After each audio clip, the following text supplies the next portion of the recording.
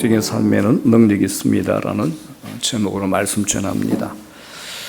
하나님께서는 보이는 세계와 보이지 않는 세계를 창조하셨습니다. 이 자연 세계를 만드신 분이 영적인 세계도 만드셨습니다. 성경도 두 세계를 이야기합니다. 보이는 세계와 보이지 않는 세계, 즉 물질 세계와 영적 세계를 얘기합니다.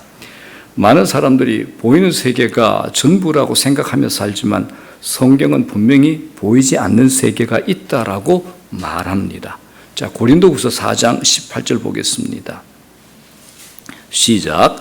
우리가 주목하는 것은 보이는 것이 아니요 보이지 않는 것이니 보이는 것은 잠깐이요 보이지 않는 것은 영원함이라. 보이는 세계는 우리의 육신이 살고 있는 자연 세계 또는 물질 세계를 말합니다. 나무나 꽃이나 개, 태양, 바다, 보이는 세계를 말합니다. 반면에 보이지 않는 세계도 분명히 있습니다. 보통 사람들은 보이지 않는 세계라고 하면 우리 생각 속에 존재하는 관념이나 추상적인 세계로 이해하려고 합니다. 그런데 그렇지 않다는 겁니다. 그 세계는 비록 눈에 보이지 않지만은 보이는 세계만큼 실제적인 세계가 됩니다. 그곳에는 가브리엘 천사와 미가엘 천사가 있고 그룹들과 스랍들도 있습니다. 뿐만 아니라 사탄과 마귀도 있고 무엇보다 우리 하나님과 그분의 보좌가 있습니다. 만약 보이는 세계가 전부라면 하나님은 어디 계실까요? 보이는 세계가 전부라면 하나님은 어디 계실까요? 그분은 영이십니다. 하나님은 보이지 않는 영적 세계에 계신다라는 겁니다. 자, 여러분, 우리가 이렇게 생각할 수 있죠. 보이는 세계의 모든 것은 유효기간이 있습니다. 어떻습니까? 그렇지 않습니까? 유효기간이 있습니다.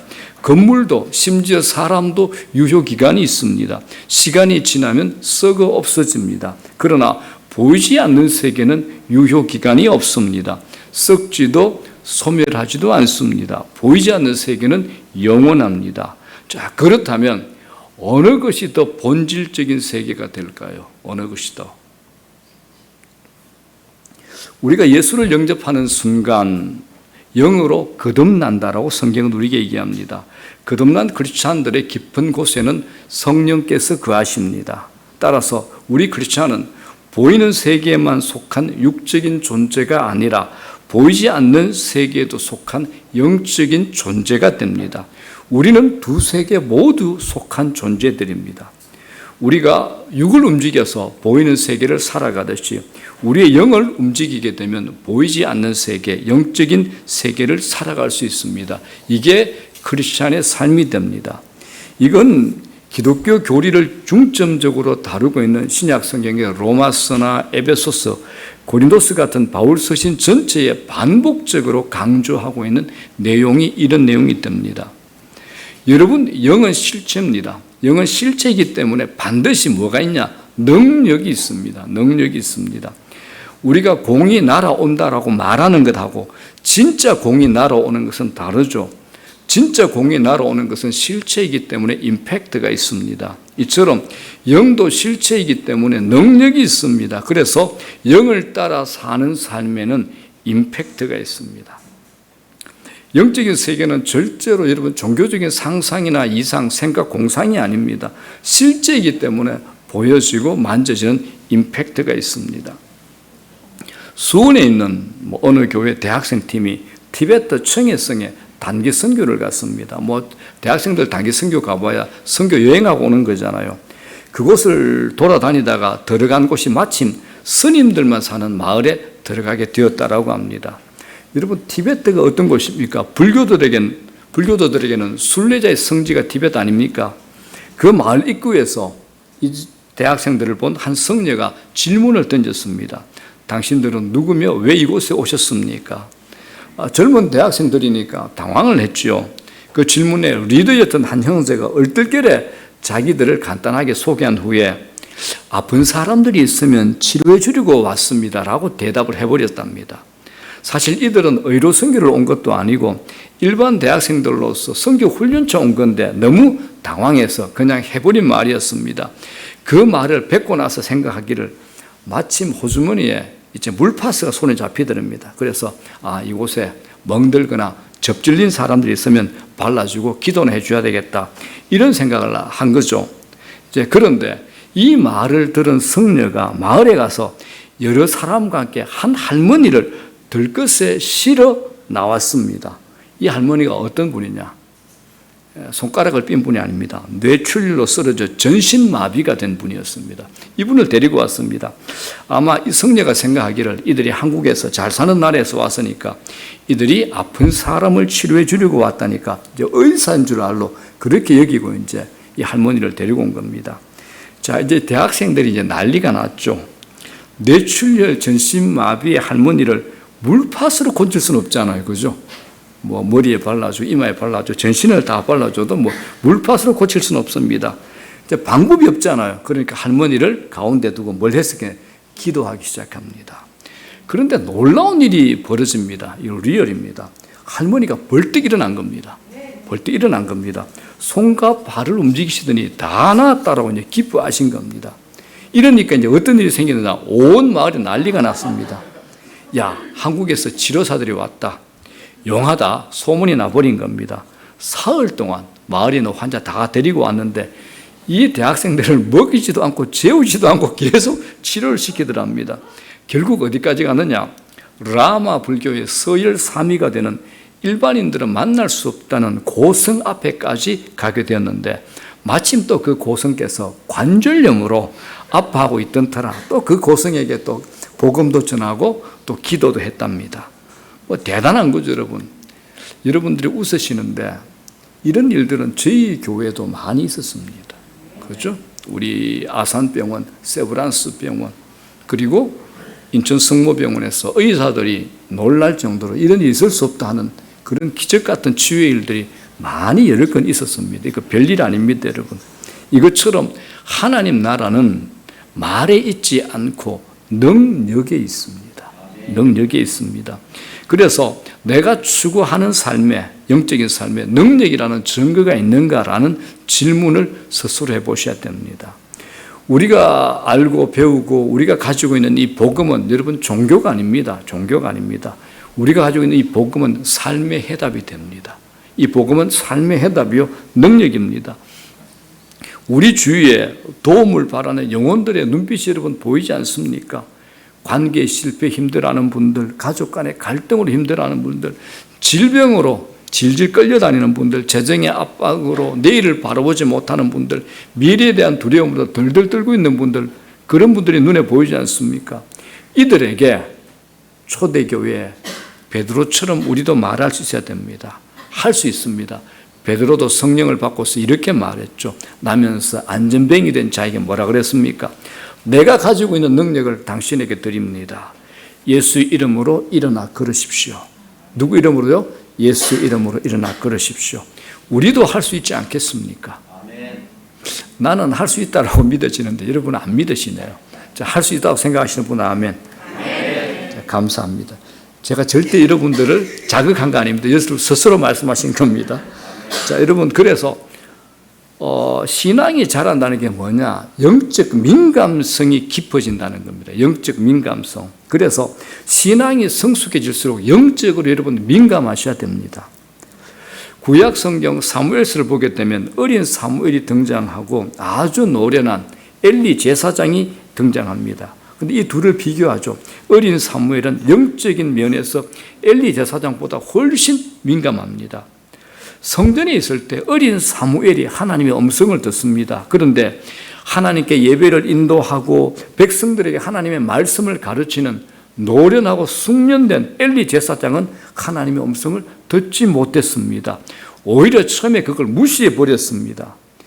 여러분, 하나님의 음성 듣는 것, 영적인 민감성이 있어야 하나님의 음성을 들을 수가 있습니다. 신앙의 연수가 오래됐다. 내가 교회 10년 다녔거든. 나는 못돼 신앙이야. 난 신앙생활 50년 됐어.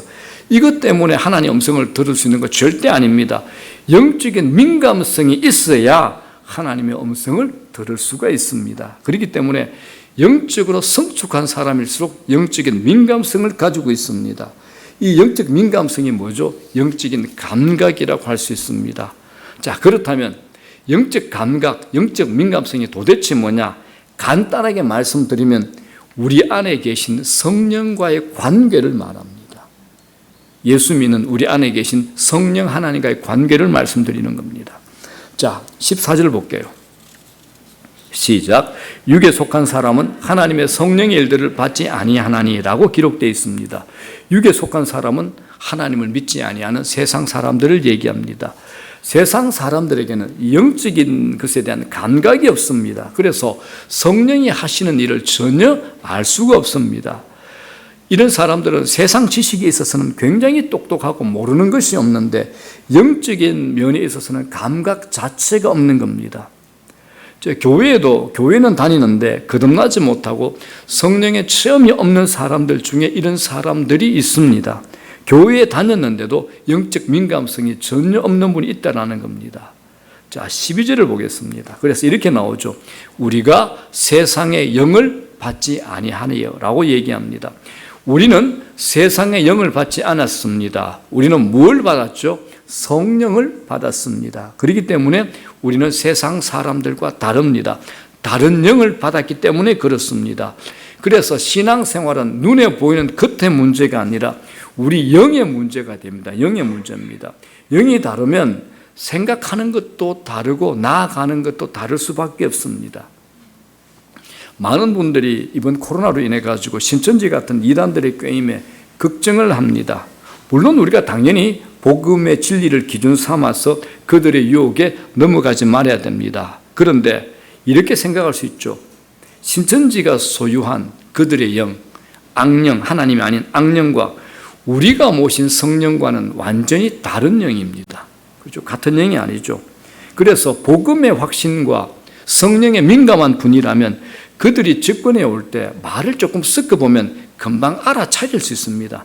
뭐가 다르다라고 금방 알아차릴 수 있습니다. 많은 분들이 그렇게 얘기합니다. 하나님의 영이신 성령을 모신 우리는 그것을 느낄 수 있어야 됩니다. 느끼는 것이 정상입니다. 저희 교회 교인들만 하더라도 제게 그렇게 얘기하는 분들 굉장히 많습니다.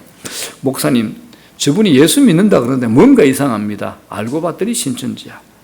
저분이 예수 믿는다고 하는데 뭔가 좀 이상해요. 느낌이 이상해요. 알고 봤더니 하나님의 교회야. 이상한 이단들이 너무 많다라는 겁니다. 성경이 이것을 우리에게 이렇게 가르쳐 줍니다. 요한복음 3장에 보게 되면 당시 최고의 지성인 최고의 에리트 니고데모하고 예수님하고 대화가 나옵니다. 니고데모는 당대 최고의 지성인의 엘리트입니다. 그런데 그는 예수님과 말이 통하지 않는 겁니다. 당대 최고의 석학이고 에리트인데 예수님과 말이 통하지 않는 겁니다. 영이 다른 사람과는 일반적인 얘기는 할 수 있는데 깊은 대화는 통하지 않습니다. 동문서답할 뿐이라는 겁니다. 자, 그러면 성령이 우리에게 오시면 우리에게 어떤 일이 일어나는가? 12절 후반부에 이렇게 얘기합니다. 시작. 이는 우리로 하여금 하나님께서 우리에게 은혜로 주신 것들을 알게 하려 하심이라라고 얘기합니다. 성령은 하나님께서 우리에게 은혜로 주신 것들을 알게 하십니다. 그래서 구원의 사건이 이해가 되죠. 십자가가 이해가 됩니다. 성경에 기록된 계시들인 진리가 깨달아지고 진리의 눈이 열리게 되는 겁니다. 어제까지는 아무것도 아니었는데 하나님 말씀이 되어서 나를 만져주고 하나님 말씀이 나를 녹이고 나를 변화시키고 내 얼굴이 달라지는 겁니다. 이 영적 민감성이 뭐냐? 하나님이 하시는 일을 알아보는 능력입니다. 그래서 영적 민감성이 있는 분들은 하나님이 어떤 일을 하고 계신다는 것을 금방금방 알아채웁니다.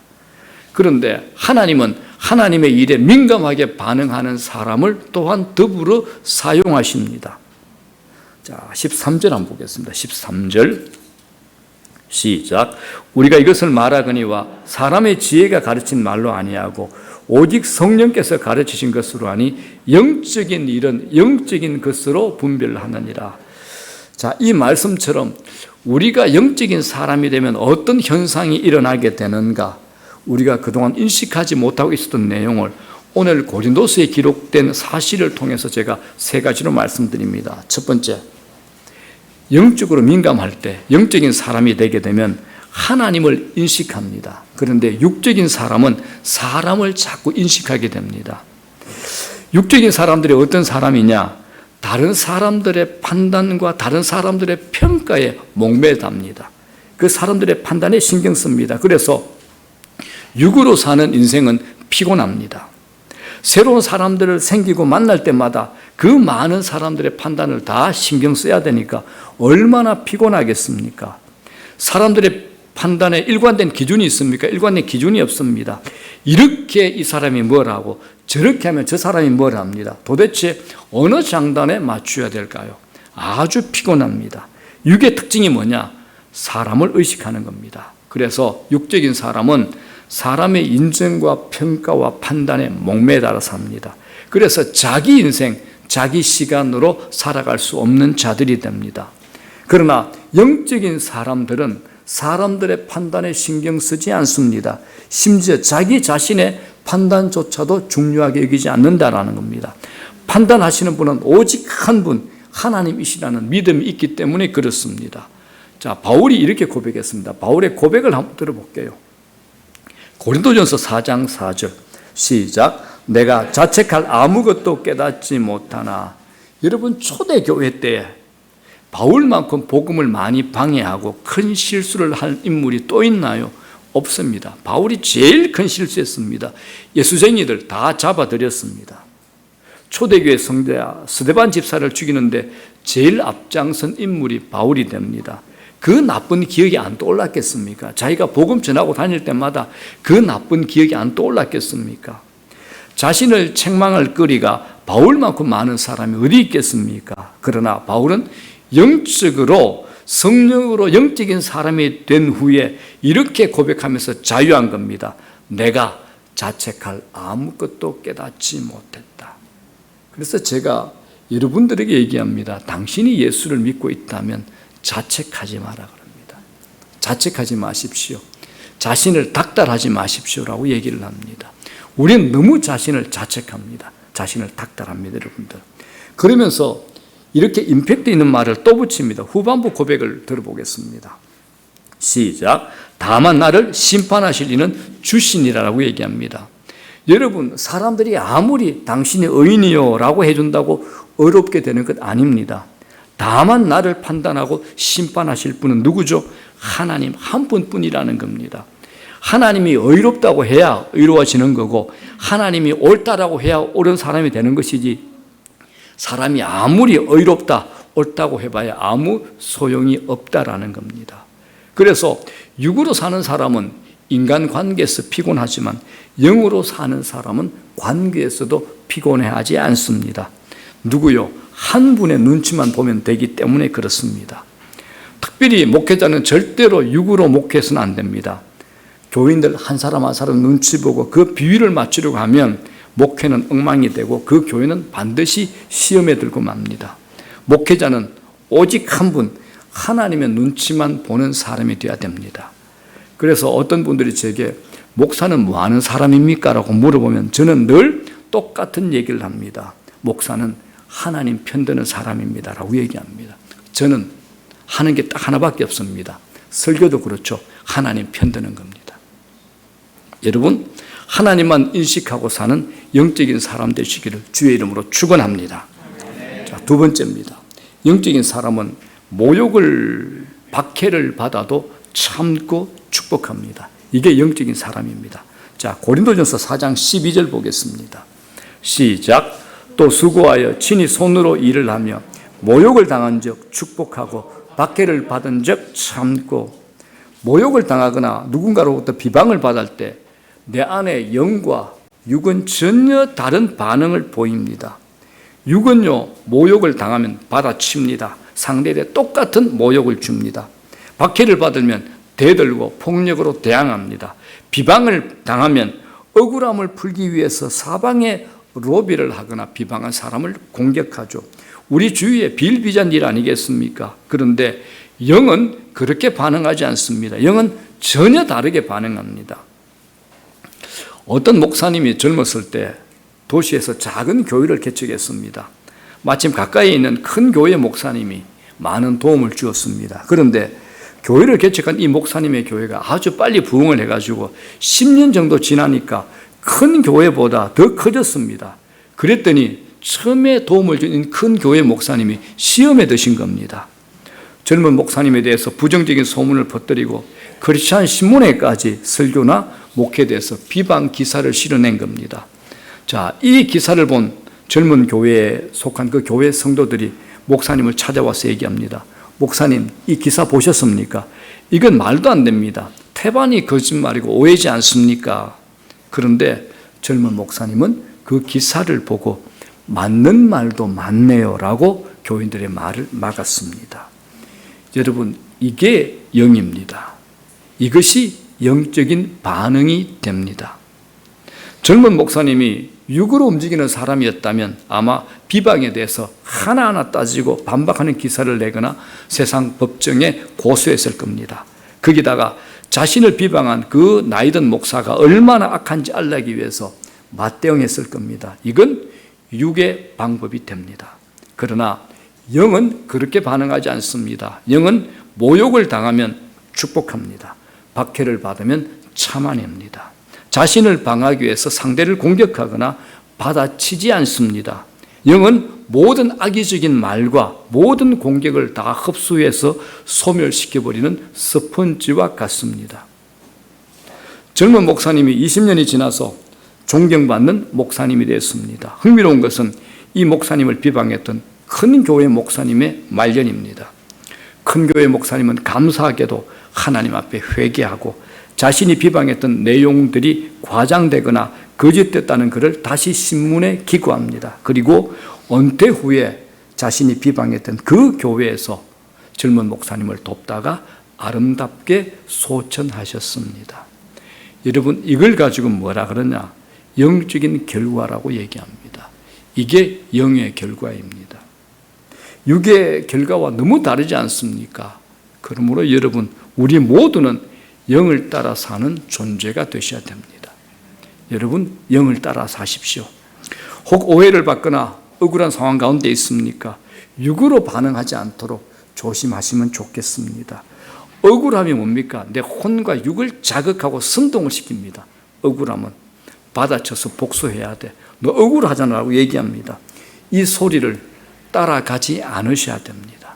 이 소리를 따라가지 않으셔야 됩니다. 영으로 반응하는 것은 하나님께 맡기는 겁니다. 하나님께서 우리 상황을 다 알고 계십니다. 하나님께서 우리 억울함을 다 풀어주실 겁니다. 스스로 억울함을 방어하려고 하지 마십시오. 모든 판단을 하나님께 의탁하고 도리어 상대를 축복하십시오. 이걸 영적인 반응이라 그럽니다. 이걸 영적인 민감한 사람들이 하는 일이 됩니다. 자, 세 번째입니다. 영적인 것은 공동체를 만듭니다. 공동체.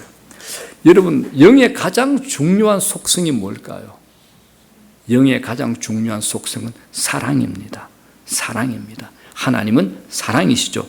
사랑이 뭡니까? 함께 있고 싶어 하고 공유하고 싶어 하고 나누고 싶은 겁니다. 여러분, 사랑 안 해보셨습니까? 전부 난생 처음 듣는 듯한 그런 표정이면 곤란합니다. 그죠? 평생 사랑을 못 해본 분으로 제가 착각할 수 있습니다. 그래서 두 남녀가 사랑하게 되면 가족이라는 공동체를 만듭니다. 가족이라는 공동체가 만들어지면 사랑 속에서 자녀를 낳습니다. 공동체가 확장되는 거죠. 이런 영의 속성으로 인해 영은 반드시 무엇을 만드느냐? 공동체를 만듭니다, 여러분. 공동체를 만듭니다. 사도행전의 오순절 성령 강림 사건 한번 기억해 보십시오. 역사상 가장 크게 하늘이 열렸습니다. 엄청난 카이로스의 시공간이 이 땅에 크로노스의 세상으로 쏟아져 들어왔습니다. 사람들이 처음 막 방언으로 말하고 안전뱅이가 일어나고 3,000명, 5,000명이 하나님 앞으로 돌아오는 대역사가 일어났습니다. 그러나 그보다 가장 본질적인 변화가 뭐냐? 교회라는 공동체가 만들어진 겁니다. 교회라는 공동체가 만들어진 겁니다. 그래서 공동체는 가장 중요한 영적 실체 중에 하나가 됩니다. 가장 중요한 영적 실체가 뭐냐? 공동체입니다. 그렇기 때문에 내가 추구하는 영성이 영적 세계에 속한 것이라면 반드시 그 사람은 공동체에 속하셔야 됩니다. 공동체 속에 들어가셔야 됩니다. 신앙 안에서 삶을 나누고 사랑하고 기도하는 사람들의 관계 속에 들어가야 된다는 겁니다. 그걸 우리 교회는 셀이라고 합니다. 함께하는 중보기도 모임이 됩니다. 참된 영성이 뭐냐? 공동체의 모습으로 나타납니다. 여러분. 자, 그런데 어떤 분들은 영적인 말을 합니다. 영적인 것처럼 행동하는데 항상 혼자라면, 나와 하나님 밖에 없다라면 이건 진짜 영적인 것은 아니다라고 성경이 우리에게 가르치고 있는 겁니다. 자, 우리가 보고 있는 이 고린도서는 바울이 고린도 교회에 보낸 서신이 됩니다. 고린도 교회가 어떤 교회입니까? 교회라고 이름 붙이기에 민망할 정도로 사고와 문제가 많은 교회가 바로 고린도 교회입니다. 그런데 바울이 왜 이렇게 긴 편지를 쓰게 되었을까요? 딱 하나입니다. 사람들 때문에 그렇습니다.